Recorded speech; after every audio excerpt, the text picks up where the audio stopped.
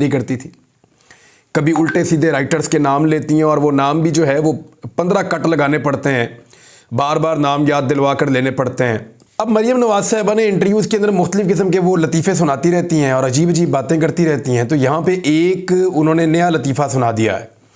मरीम नवाज़ ने कहा कि जो चीफ़ जस्टिस थे आसिफ सईद खोसा साहब, उनके बारे में मरीम नवाज़ ने क्लेम किया कि खोसा साहब ने नवाज शरीफ साहब से एक्सटेंशन मांगी थी।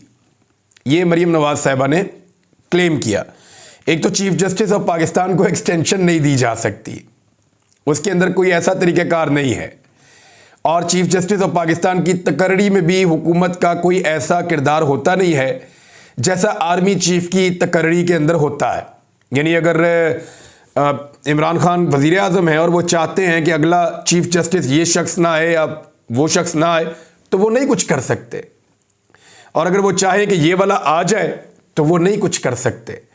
तो फिर नवाज शरीफ भी वज़ीर आज़म थे तो उनके पास ये इख्तियार नहीं था। लेकिन एक बहुत अजीबो गरीब जो मरीम नवाज साहिबा ने स्टेटमेंट दिया, वहाँ सहाफ़ी ने भी नहीं पूछा और मेरे ख्याल में उनके दिमाग में नहीं आया होगा। हालांकि सहाफ़ी जो है वो उनको नॉर्मली इन चीज़ों का पता होता है। आसिफ सईद खोसा साहब ने जो हलफ लिया था चीफ जस्टिस ऑफ पाकिस्तान का, वो लिया था 18 जनवरी 2019 को। 18 जनवरी 2019 को नवाज शरीफ साहब कहाँ थे, याद है आपको?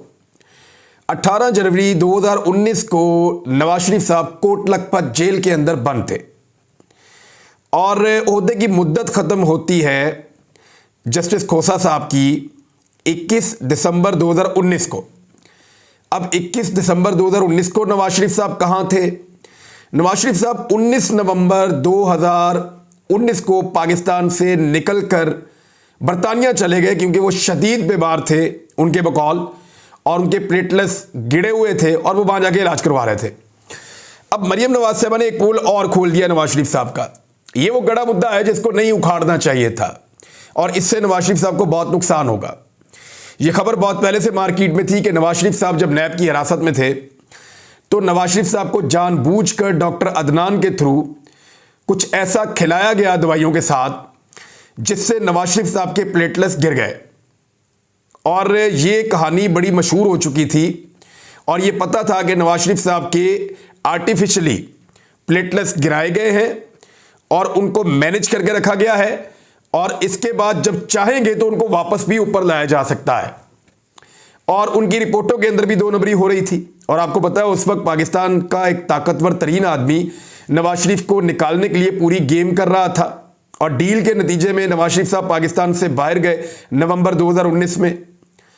तो ये जो जहर वाली बात है ये उस वक्त जो है नवाज शरीफ के एक बेटे ने की थी और उसी वक्त शोर मच गया था कि जो भी नवाज शरीफ को दिया जाता था वो उनके घर से आता था और घर वाले खुद लेकर आते थे और वही नवाज शरीफ साहब को देते थे। नवाज शरीफ साहब उसको खाते थे और वो सामान वापस चला जाता था। इस बात को आप दोबारा ज़हन नशीन कर लें कि जो भी आता था घर से आता था। डॉक्टर अदनान लेकर आता था। डॉक्टर अदनान को अगर गिरफ्तार किया जाता और उनसे पूछा जाता कि आप बताइए कि आपने नवाज शरीफ साहब को ऐसा क्या दिया, तो सारा का सारा पोल खुल जाना था कि ये प्लेटलेट्स किस तरीके से मैनेज किए गए और कैसे गिरे हैं। अब मरीम नवाज ने क्योंकि ये बात कर दी है तो नवाज शरीफ से जब ये सवाल किया गया बरतानिया में तो उन्होंने कहा कि उन्हीं से पूछें जिन्होंने जहर दिया। यानी नवाज शरीफ के पास भी इस सवाल का जवाब नहीं है। तो ये एक ऐसा पोल है मरीम नवाज ने जो नवाज शरीफ का खोल दिया कि अब उनके पास सवालों के जवाब नहीं होंगे। जैसा कि हीथ्रो एयरपोर्ट पे नवाज शरीफ साहब जब उतरे बरतानिया में तो उन्होंने अपना पहला टेस्ट करवाया उसी दिन जिस दिन वो वहां पहुंचे। उस दिन उनके प्लेटलेट्स बिल्कुल नॉर्मल थे, 2.5 लाख। 3 दिन बाद फिर टेस्ट करवाया, प्लेटलेट्स नॉर्मल थे, 2.5 लाख।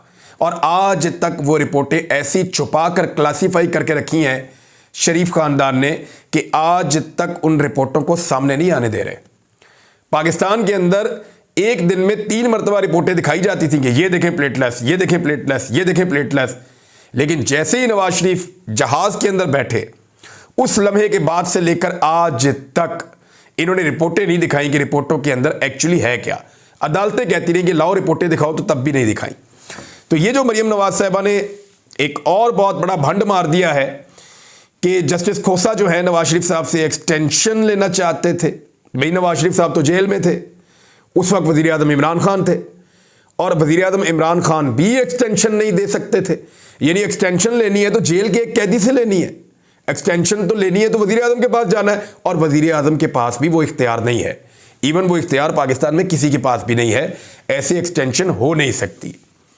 तो ये मरीम नवाज़ साहिबा ने एक और काम डाल दिया आपके सामने। पाकिस्तान तहरीक इंसाफ ने कुछ बड़े अहम फैसले किए हैं, लेकिन चंद चीज़ें मैं आपको पहले बता देता हूँ। एक तो इमरान खान साहब ने मुलाकातें की हैं उन तमाम कारकुनों से जो ख़ास तौर पे उनसे जो थोड़े स्पेशल लोग हैं, बच्चे हैं, बुज़ुर्ग हैं, कुछ ख़वातीन आ जाती हैं, कुछ ऐसे नौजवान आ जाते हैं बाहर जो शुरू के दिनों से वहाँ पे मौजूद हैं या रोज़ाना आते हैं ज़मान पार्क में इमरान खान साहब की हिफाजत के लिए। तो उनमें कुछ बच्चे भी थे कुछ लोगों के साथ, तो उन्होंने कहा इन लोगों को लेकर आओ अंदर, क्योंकि ये जो ज़िले शाह वाला वाक़या हुआ उसने उन पर बड़े असरात डाले हैं और उन्हें खासी तकलीफ़ है। सिक्योरिटी रीजंस के बावजूद इमरान खान साहब पहले भी कहते रहे हैं कि लोगों को मिलाओ, लेकिन इमरान खान साहब की सिक्योरिटी और सिक्योरिटी की टीम, उन्होंने बड़े सख्त किस्म के चेक रखे हुए हैं और वो किसी को भी इमरान खान साहब से जाकर अंदर मिलने नहीं देते। और उन्हें इस बात का खदशा रहता है कि कोई भी शख्स कोई केमिकल साथ अंदर ला सकता है, हाथ के ऊपर मल के कोई चीज़ ला सकता है, या कुछ ऐसी चीज़, कोई स्मेल ऐसी अंदर ला सकता है, या कुछ भी तोहफे के तौर पे कोई चीज़ दे सकता है जिससे नुकसान पहुंच जाए। क्योंकि सब लोगों को फ़र्दन फ़र्दन तो सिक्योरिटी वाले जान